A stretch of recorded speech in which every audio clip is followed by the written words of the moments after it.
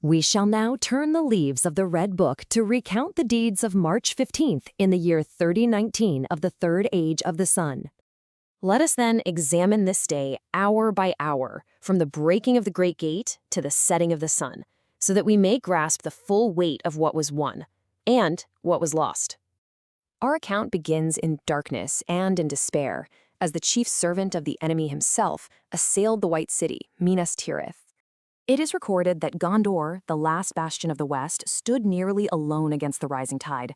Its ancient river capital, Osgiliath, was lost. Its outer defenses, the Great Wall of the Ramas Ekor, were breached. And within the city, its lord, Denethor the Steward, had fallen into madness, his will broken by long and perilous gazing into the Palantir. Leaderless, with his last son Faramir lying near death, the city braced for its final doom. Sauron had unleashed the largest army assembled in this world since the last alliance of men and elves in the Second Age. Orcs beyond count, evil men from the southern lands of Harad and the eastern plains of Rhûn, and great trolls of the mountains all marched under the command of the Lord of the Nazgul. This legion was a weapon not only of steel, but of abject terror. Forged in the dark smithies of the Barad-dûr, the great ram that was brought against the gate bore a name of terrible lineage. They called it Grond, a name taken in memory of the mace of Morgoth, the first Dark Lord, from the cataclysmic wars of the First Age. Upon this new Grond lay spells of ruin, designed specifically to break that which could not otherwise be broken. And so it came to pass, upon the third great stroke, the Witch King himself cried out words of power, and the gate, which had stood unbreached through millennia, burst asunder. Into the city entered the Lord of the Nazgul, a great black shape against the fires beyond. He loomed up, a vast menace of despair, under the archway that no enemy ever yet had passed, and all fled before his face, save one. Only Gandalf the White, upon his steed Shadowfax, remained to bar the path. Yet even as the Mithrandir faced this great darkness, a sound was heard from the north, a sound as if from a dream, carried upon the very wind of morning. The horns of the Rohirrim had answered the call, for against all hope King Theoden had come.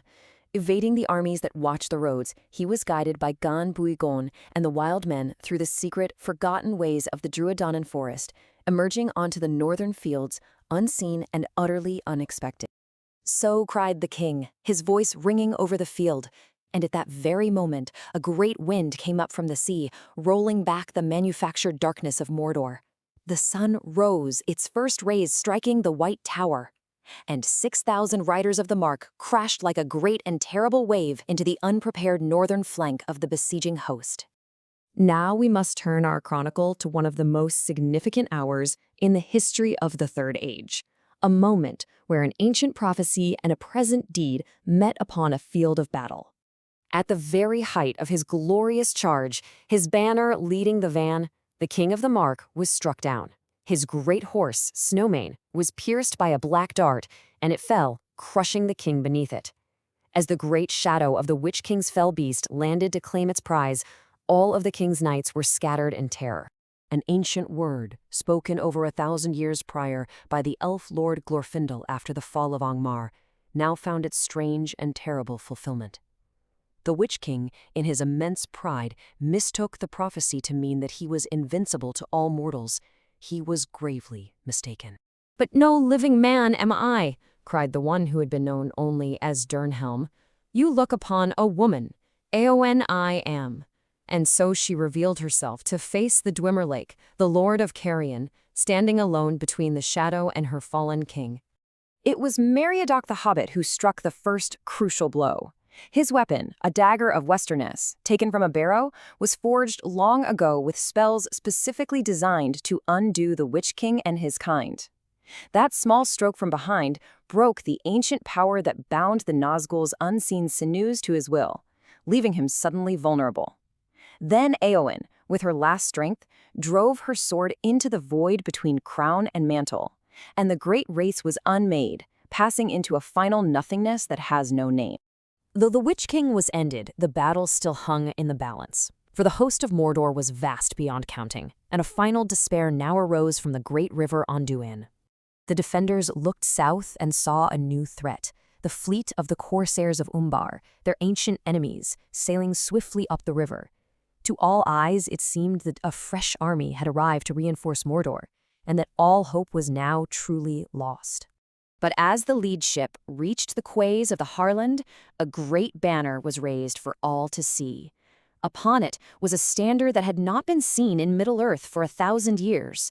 The signs of Elendil himself, the white tree, the 7 stars, and the high crown, that no lord had borne since the line of kings had failed. Thus came Aragorn, son of Arathorn, borne upon a wind from the sea.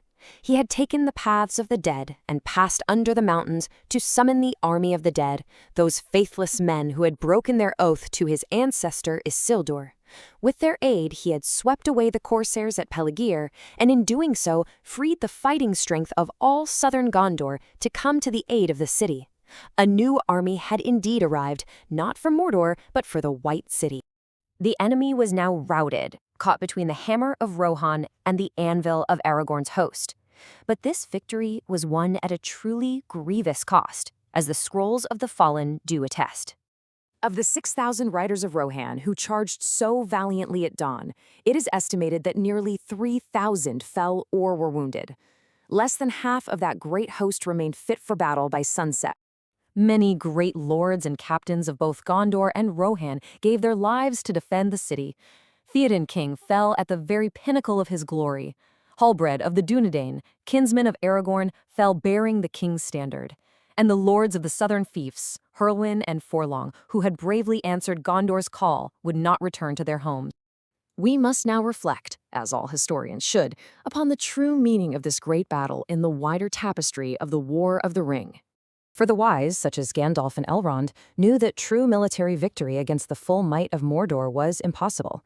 The only hope of the West lay not with armies, but with 2 small hobbits, then far away, deep in the land of shadow. The entire battle was, in truth, a desperate gamble, meant to turn the great eye of the enemy away from them, if only for a few precious days. And thus it is written that the greatest battle of the age was fought not for conquest, nor for glory, but for a chance. It was fought to give hope to the hopeless, and to allow 2 hobbits the time they needed to walk into the very heart of the fire. And in the final count of all great deeds, that was enough.